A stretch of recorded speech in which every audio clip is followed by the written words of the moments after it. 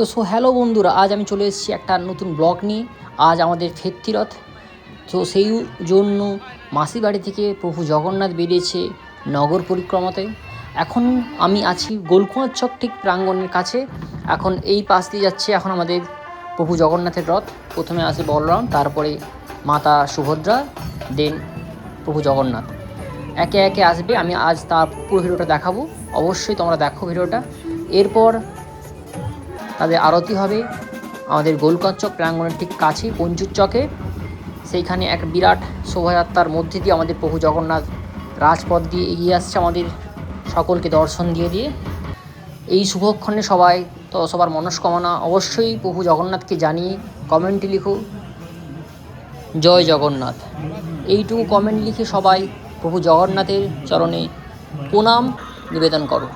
অবশ্যই জগন্নাথ দেব সবার মনস্কামনা পূর্ণ করবে, এই আশা নিয়ে আমি বলবো।